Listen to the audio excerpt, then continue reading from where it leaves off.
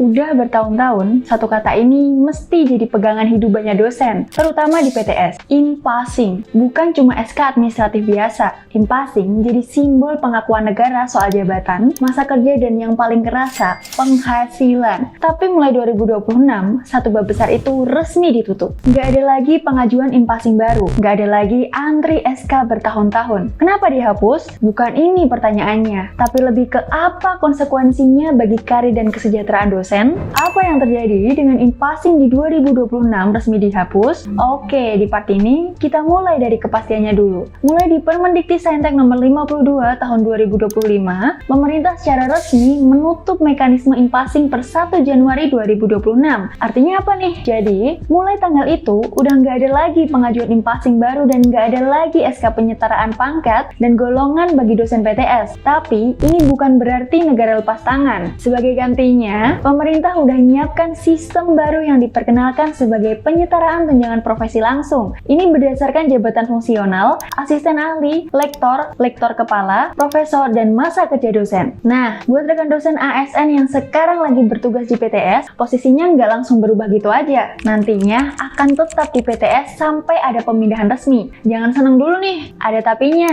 Nggak bisa ngajukan in passing baru. Tunjangan fungsional mengikuti regulasi ASN yang berlaku. Sementara buat rekan dosen non-ASN di PTS, di perubahan ini justru paling terasa. Nggak ada lagi SK in passing dan sebagai gantinya, tunjangan profesi ditetapkan langsung lewat keputusan Kepala LL tanpa pangkat dan golongan ASN. Sistemnya berubah dari penyetaraan status jadi ke penyetaraan nilai. Terus, gimana dampak buat rekan dosen ASN yang selama ini ngelihat in passing sebagai jembatan karir? Dampak penghapusan in passing bagi dosen ASN. Oke, buat rekan dosen ASN, terutama yang pernah atau lagi bertugas di PTS, penghapusan in passing ngebawa konsekuensi yang cukup serius nih. Coba kita lihat sama-sama. Pertama, nggak ada lagi jalur in passing baru ke PTS. Ini artinya, rekan dosen dengan posisi ASN dari PTN nggak bisa berharap menyetarakan jabatan lewat PTS, dan perpindahan cuma bisa lewat formasi resmi CPNS atau PNS yang jumlahnya sangat terbatas. Secara praktisnya, ini ngebuat banyak rekan dosen ASN stuck secara institusional. Kedua, dari sisi karir, promosi jabatan akademik mulai dari lektor sampai profesor masih tetap lewat mekanisme lama, DUPA atau angka kredit. Tapi penghasilan tambahan nggak otomatis ngikuti kenaikan jabatan. Kuncinya sekarang ada di sertifikasi dosen atau SERDOS. Tanpa SERDOS, ya jabatan naik tapi tunjangan profesi nggak ikut naik. Solusinya paling realistis di sistem baru ini mungkin bisa kayak fokus penuh di IKD atau BKD sesuai Permen 52 tahun 2025, memaksimalkan peluang loncat jabatan berbasis prestasi luar biasa buat ngedongkrak posisi ASN. Jadi, buat rekan dosen ASN, era 2026 ini nuntut strategi karir yang lebih agresif dan terencana, bukan cuma nunggu regulasinya aja. Menariknya, di sisi lain, justru rekan dosen non-ASN ngalamin perubahan yang cukup signifikan, bahkan bisa dibilang paradoksal.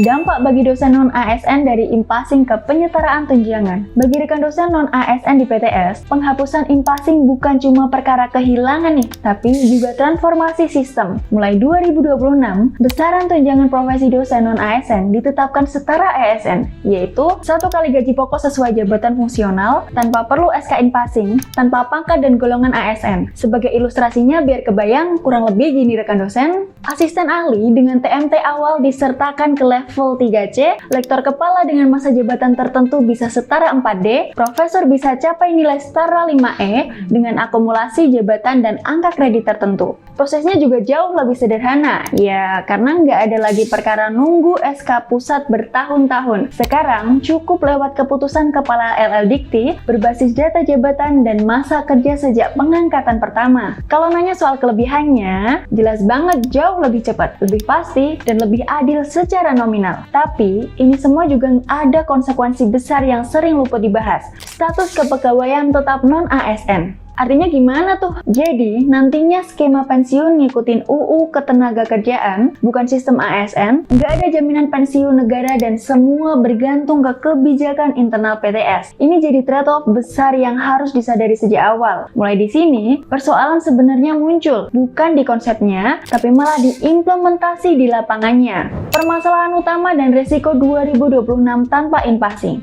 Nah, sebenarnya yang jadi perhatian serius itu di bagian ini nih, karena berpengaruh besar buat kedepannya kalau nggak diperhatikan secara betul. Gimana nggak kalau modelannya gini? Masalah pertama dan paling krusial adalah data. Banyak rekan dosen masih punya masa kerja yang nggak sinkron di sister, jabatan akademik yang terlambat diupdate, lalu ada riwayat pengangkatan yang nggak lengkap. Akibatnya nggak sepele ya rekan dosen, kita tarik ulang di tahun 2025 aja, sekitar 20% kasus keterlambatan tunjangan disebabkan kesalahan data ini. Nah, di tahun 2026, tanpa in-passing sebagai buffer, resikonya juga jauh lebih besar. Masalah kedua ada di masa transisi. Rekan dosen non-ASN yang masih memegang SK in-passing lama juga bakal menghadapi masa kadaluarsa administratif. Sementara itu, LL Dikti diprediksi overload di awal tahun 2026 karena lonjakan penetapan tunjangan baru. Masalah terakhir dan bisa dibilang paling sensitif ada di ketidakpastian jangka panjang. Gimana enggak? Rekan dosen non-ASN bisa kehilangan ilusi perlindungan ASN dan dosen ASN kehilangan fleksibilitas perpindahan ke PTS. Sistem baru ini lebih jujur, tapi bisa juga lebih keras. Penghapusan in-passing di 2026